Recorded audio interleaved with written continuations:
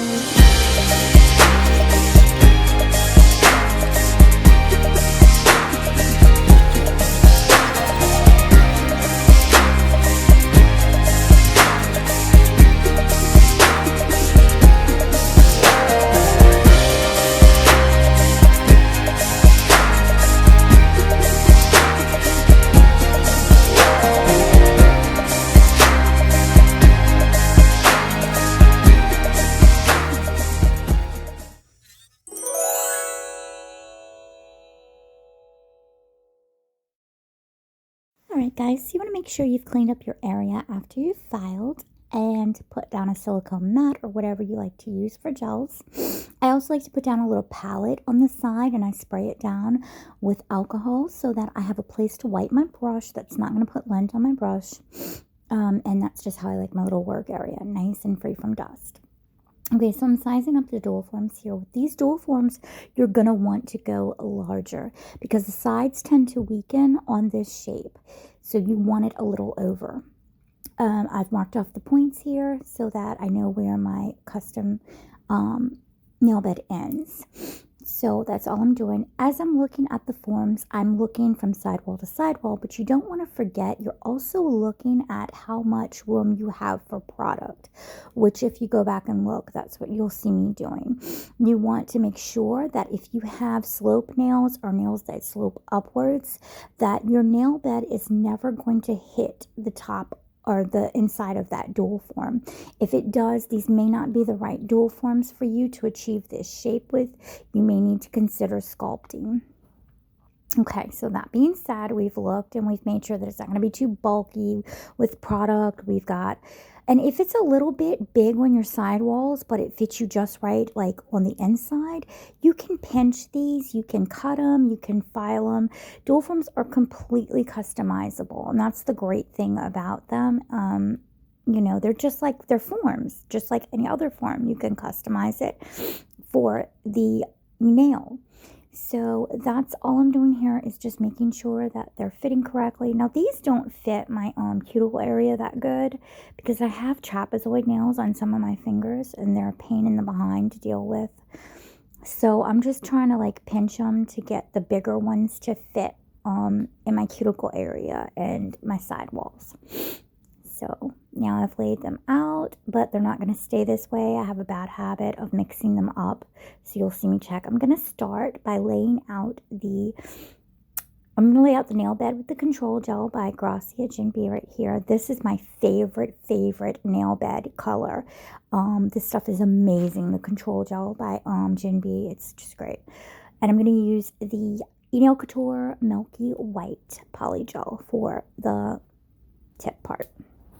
And so I don't know why I have so much dead space here on this video, but anyway, I think I was telling you guys something. Oh, to make sure you check your size, shape, you know, and the first thing we're going to do is we're going to come in with some primer, your bonder, whatever you want to use. Today I'm going to be using Ivy Gum Gel, jinb Ivy Gum Gel, because I want to see how well this works. It's a base gel, but it's also used to stick on charms and stuff, like kind of like an art gel to use in between layers. Now the slip solution. I make my own slip solution, and I might even actually have it for sale eventually, but what I like to do is I do like to use a little bit of monomer in my slip solution, but I use odorless so that, you know, you don't have the effect. I mean, you're using an alcohol-based product anyway, so you do have some harshness and some odor. But anyway, I'm going to go ahead and mix my slip solution in here. The other thing about putting monomer in your slip solution is that it stops your gel brushes from being damaged. People don't think about this because they're like, oh, it's gel brushes, they're going to be glued anyway. No, they shouldn't be. I'm also going to be using my Fiote Gel Starter. This is a wonderful product. I use a few different fluids when I'm doing gels, particularly poly gels. So this is Gel Starter. This is something that you can actually wipe the nails with, and it'll remove debris and all of that, but it will allow the gel to still maintain its properties. Like if it's a foil gel, then it'll remain, the tackiness will remain for the foil and whatnot. So that's a great product, and it smells really good. A lot of Fiote's products are multi-use. I absolutely love Fiote. It is one of my favorite brands, honestly. They're a Korean gel brand. They're absolutely my favorite. They have beautiful colors and everything. So I'm going to be using the gel prep or gel starter from them. I'm going to be using my own slip solution that I create to protect my brushes and to actually move the poly gel much easier. It makes the gel almost act like acrylic, like liquid and powder. It's amazing. I love the way it reacts with poly gel. So okay, so I've laid everything out here. I don't really remember what I was saying at this point. I had to voice over, so let's get on to the next point. So I'm just going to go ahead and let you guys watch for a little while, and I'll pop back in a moment.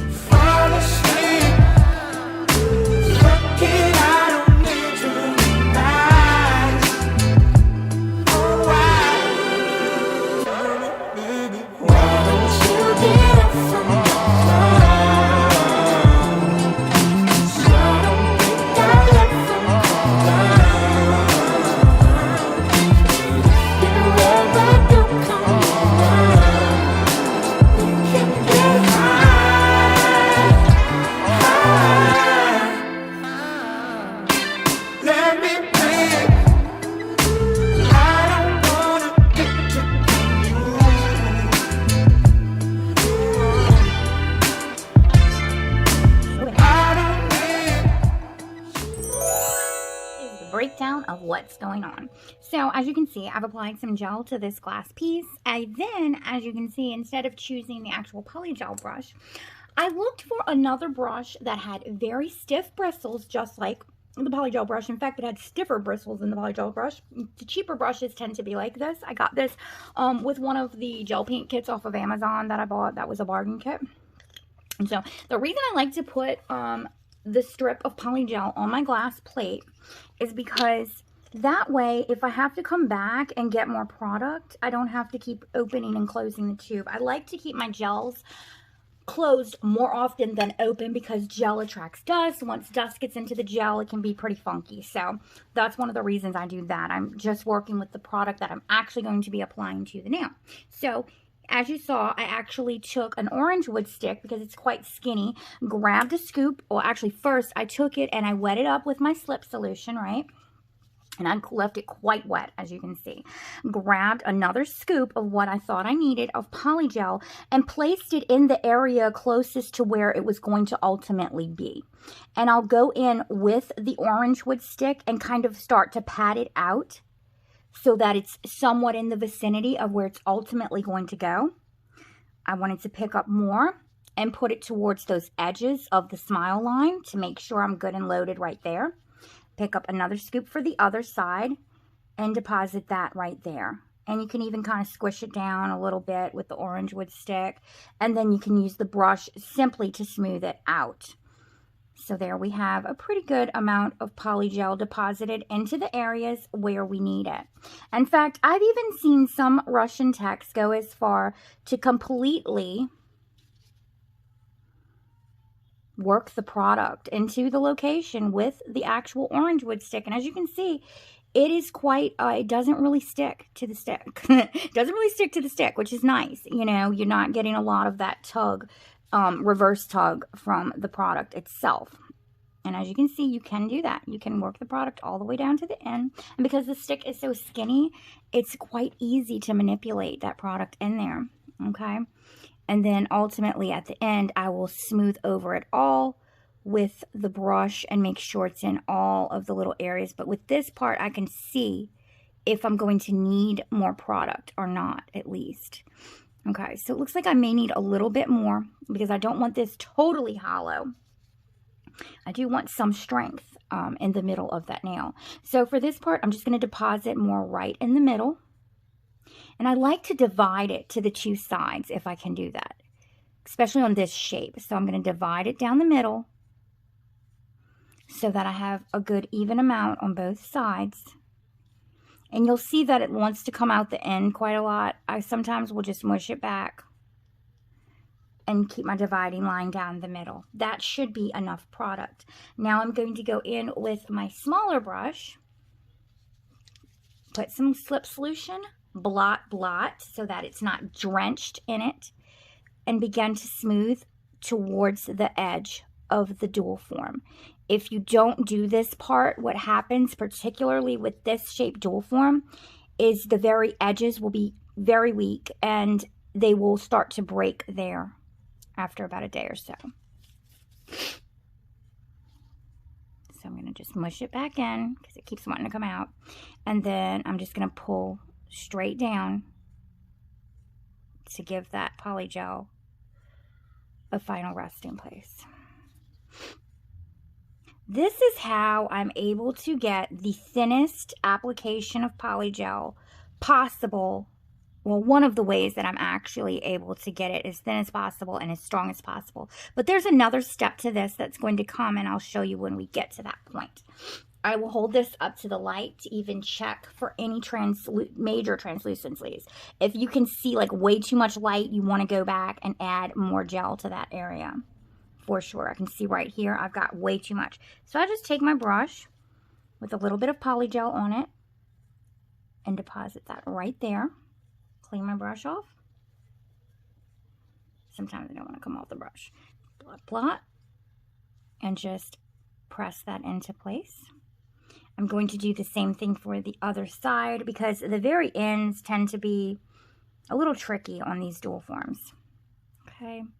So I'm going to go ahead, and that's a little bit more than what I want. I only want about this much. It can be a little tricky to pick this up with the brush. If it's too tricky, use the orange wood stick. That's no problem.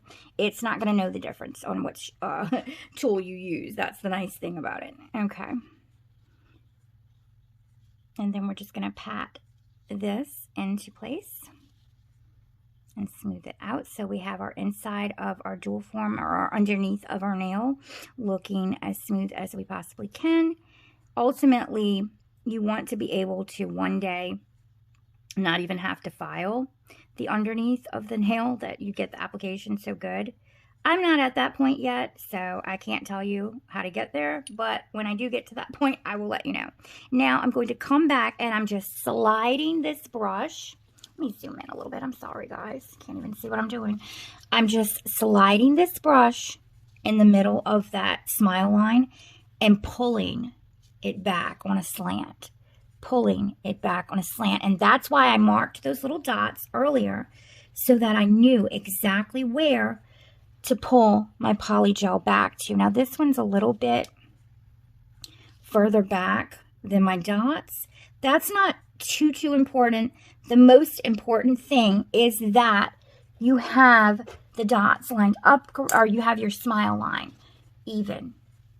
A smooth, even arch is what you're looking for. So I'm going to flash cure that for 10 seconds, and I'm going to sit it over here. And then I'm going to start on the next one. I'm going to pick it up. Since I already have some gel deposited in there, I'm going to go ahead and move this around and see what I've got. So I'm going to blot, blot. I'm going to pull towards the front of the nail first. This barely looks like even enough for one side, but I am going to divide that poly gel down the middle to give me an even on both sides. That's half the battle right there, because when you smoothen out, you're trying to make sure, or when you're shaping, you're trying to make sure that, you know, both sides are even. If you smooth it, if you apply it even to begin with, then, you know, that's half of the battle. Yeah, I didn't put barely enough in this. So I'm going to go ahead and just apply some more with the orange wood stick. And I'm going to get my end taken care of first. Like I said, I'm going to divide it down the middle so that both sides. And depending on your nail size, you may even need a smaller brush. I find that those little brushes Savvyland gives you with their kits are pretty good. They even have the really, really small ones. You could use a little detailer brush, like a liner brush, if you have a shorter one. Not something this small. That's way too small, because the product will not even be able to be moved by that. But you get what I'm saying. Like a little detailer brush would work really well. But again, you have to have something that has stiff bristles. So just remember that.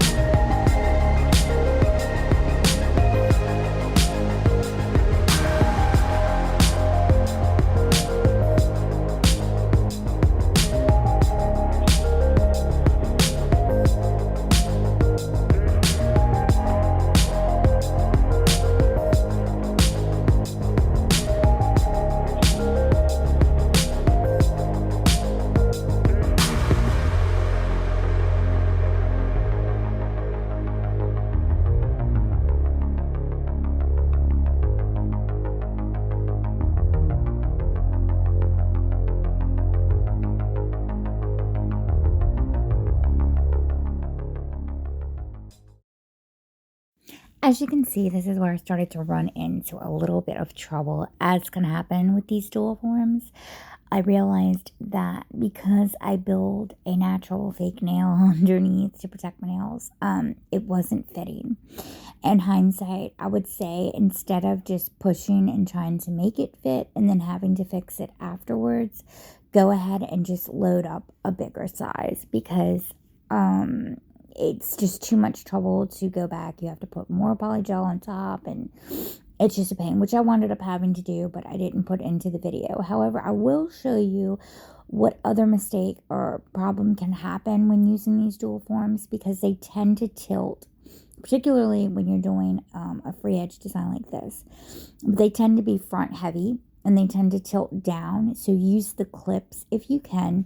But if you cannot, like I cannot use the clips, just try to hurry up and flash cure them in the lamp right when you put them on. However, I will say that Ivy gum gel, once you cure it for 30 seconds, it locks so tight onto the nail that the rest of them are just hanging on with the gum gel. So it's awesome. But this pinky finger here is not going to make it, and you'll see that. Yeah.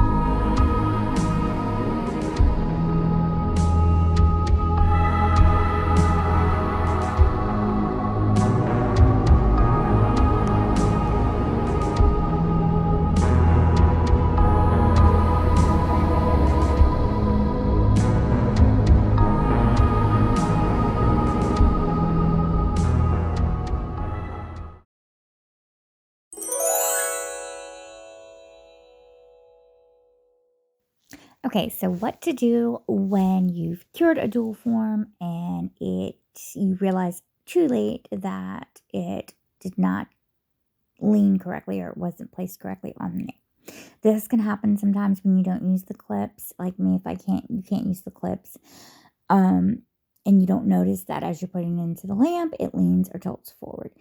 So what I do in this situation is I will press on the front of it a little bit to check and make sure it is completely locked on where it is connected to the nail. And then I will just treat it as if you are doing a fill-in on your nail, like as if it had grown out, even though it didn't. You're going to fill in the back with polygel, not, watching your cuticle area, getting up, as close as you can, but not going over. Same rules apply. And then you're just going to file it as if you're doing a refill, is basically how you do this part. If you don't know how to do a fill-in, then just go ahead and I guess you can replace the nail. This is the painting part of the video. I don't know why it has yellow tint. It doesn't have a filter on it or anything. I think I just might have had maybe more or less lighting on. I'm really not sure, you guys. I'll have to check into that with my filming. But yeah, so here we are. We're just going to be painting on the little gumball machine. I'm just doing the background in white since I have, two different colors on the nail. I want to make sure that, I'm sorry, that the gumball machine is, you can see it. Sorry about that. Oh my goodness, I'm so tired. Yeah, so I'm just going to go ahead and let y'all watch the rest of this.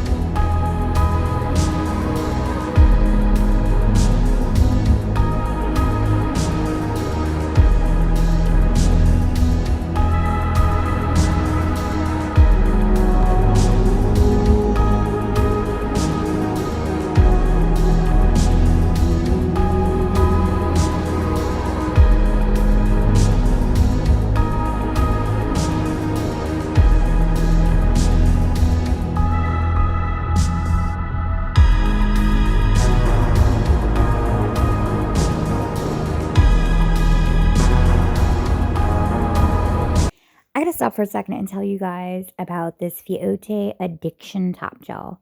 This shit is unbelievable. I have never used a top gel like this.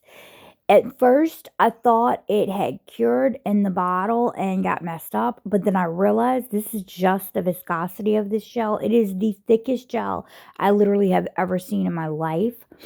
And at first, I thought, oh, what do I need this for?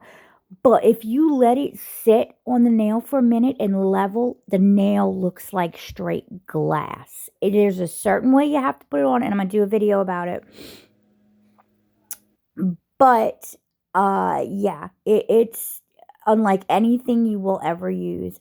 And as everybody knows, I am not, I'm not a sponsor. I'm not a brand affiliate. I don't do anything for any brands. I don't believe in that shit. I buy my own stuff. But this Fiote is a brand that I buy all of their stuff. In fact, I'll go over all the brands one day that I use, and that I really, really like, and the ones I don't like and whatnot. But this stuff, everything I've used from Fiote so far has been very innovative, and I just think that they're a wonderful brand. But you've got to try this Addiction Top Gel. It takes a knack to put it on. It's not something you're going to be able to just like get the bottle and then put it straight on and it'll be like, oh, I love this. But once you get the hang of how to use this stuff, you can secure charms with it. You can, I wouldn't do big rhinestones, but what I do is I put this on the nail. I let it level around the nail. And as you can see, I put it on really slow. Like, I stretch it over the nail. Like, I put the brush against the nail and I stretch. And you'll see, like, I do a little spinny thing at the end to get the... Because that's how much it stretches. This is a stretchy gel. It's literally like stretching plastic over the nail. It's so cool. But, I'll stretch it over the nail, let it level. Then I'll take my actual, like, rhinestone glue... And I'll plop it right there where I want the actual rhinestone to go, on top of the Addiction Top Gel.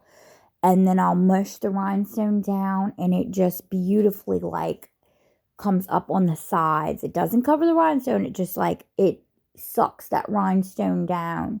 So, and I have never had a problem with my rhinestones popping off.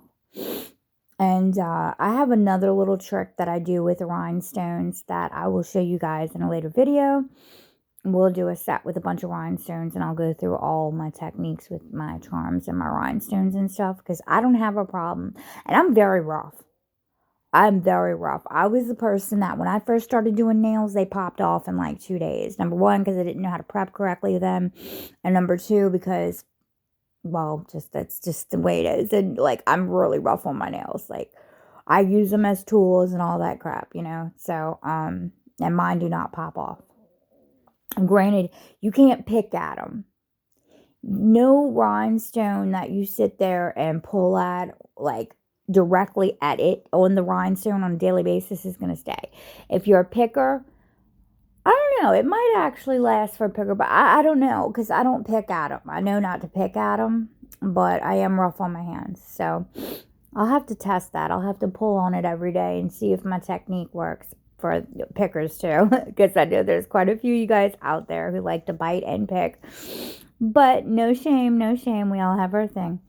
So here I am dotting the gumballs onto the index finger. I can't even think. Oh my god, I don't know what's wrong with me. The index finger and the ring finger, just to make it look like the gumballs are scattered across the nail. And these are the rose nails that I'm going to affix the plastic blue. It's actually more of a green. Well, no, I guess it is a light blue. I don't know. I guess it depends on what light you're looking at it in. But it's like a baby blue. This would be a good set for an expecting mother. Like, that doesn't know if it's a boy or girl. Obviously, Harold, what the hell.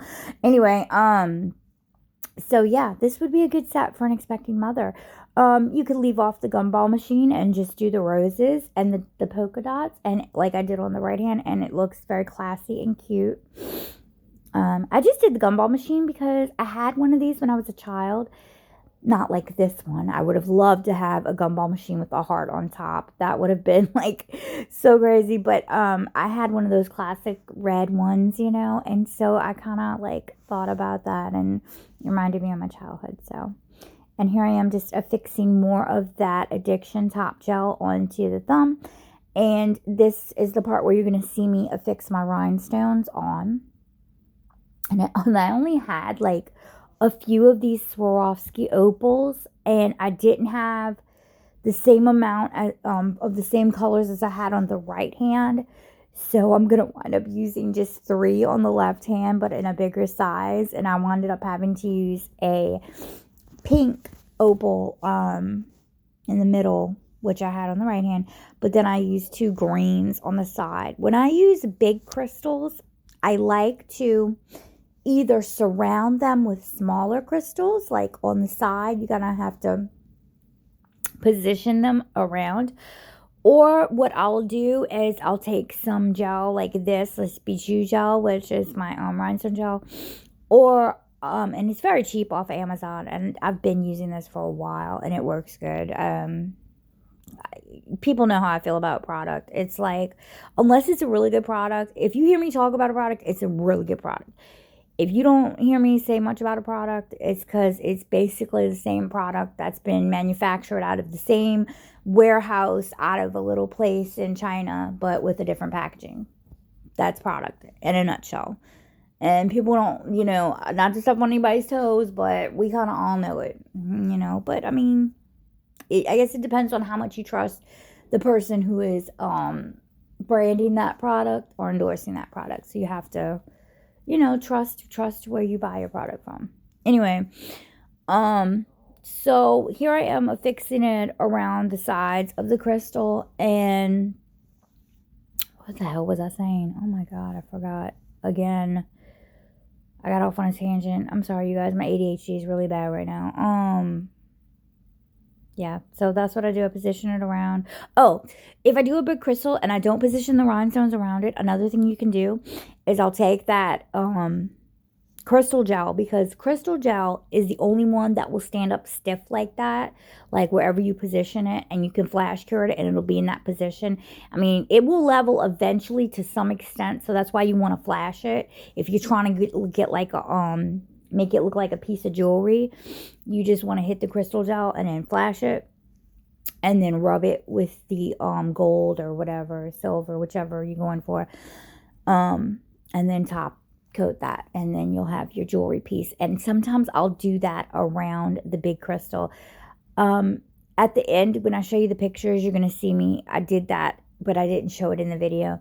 I did that around the pinky piece to make it look just better, because it was basically just a big rhinestone just sitting on the nail, and you could see, like, because it was so big, you could see it, the glue underneath, and it didn't look bad, but I just prefer for it to look like a piece, like a ring or like a piece of jewelry on my nail. So that's something that you can definitely do. Here I am putting more of the I'm just finishing covering the nails, and the top gel is what it is.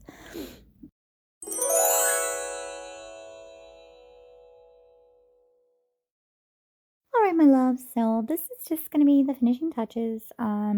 You don't need to watch this part if you don't want to. I'm just affixing the roses into the Addiction Top Gel, and I'm going to affix the crystals. But at this point, you know, you're going to choose which crystals you like. I use the ones that I sell from Nail Architects, which I don't have my website up yet. It's just been so crazy, and getting certifications and everything. I realized that I wanted to go that venture a little bit more, than I wanted to open a store right now. So I kind of put that on hold, but it is going to be coming. I'm just kind of sitting back and watching how things go with the industry. Anyway, so I'm going to fix a big pink opal crystal, because as you know, this was the nail that got messed up. And because it got messed up, the nail bed happened to be longer than the other ones. So what I did was I'm crossing my fingers there. I'm just hoping that it works. And here I am just sealing more crystal gel around it to make sure that it stays on. Yeah, because it is such a big crystal. I don't know if that's the crystal gel or the addiction gel that I'm actually wrapping around it right there. Oh, now I'm going to go over it with the addiction gel. Because the addiction gel is a non-wipe, which is nice. So you can put your crystal gel, and then if you want, put that addiction gel over it as well. You can do it either way. Or you can put the addiction gel and then plop the crystal gel like onto the addiction gel and then push the stone down into it. But apparently I've decided to do it the vice versa way. So, yeah, I'm just going to do the rest of that. And I've already fixed my crystals on the other finger on the thumb. So this is just the finishing touches, and then you will see the final result. Thank you so much for joining me today for this video. Sorry it's been so long. I'm hoping to upload, it will be tonight, for Anime Monday, and I will be going over one of my favorite animes with you guys, and I will try to hand paint a set from that anime or inspired by that anime, depending on like what I have time for. I'll try to do the characters, but if I don't have time to do the characters, we'll just do like an inspired set. And tonight, I wanted to do a Bed and Breakfast for Spirits. It is one of my favorite animes. So, we'll get into that. And I don't know if I'm going to stay with Anime Monday or if we're going to do Movie Manny Monday. Because, honestly, I just don't know at this point, like, what y'all want to see. I'm a very big anime fanatic. So, let me know in the comments if y'all like an anime nail channel where I do a lot of anime looks on Monday. And then Wednesday, I'll do a regular set. So, oh, this is another little trick, putting the gel in between the stones. Like, once you, like, secure them a little bit, just pop that gel in between, and it will help keep them on there. So, yeah. Okay, so Monday and Wednesdays, I will be uploading to YouTube. On Fridays, you can catch me Twitch stream at 11 p.m. And on there, I do strictly like gaming and anime nails because that's, it's Twitch. It's a gaming stream channel. So, and on Saturdays, I will be doing Instagram Live. May not be a big deal. May just be like a quick set, whatever. And on Sundays, Facebook. So join me, like and subscribe. Thank you guys. Bye-bye.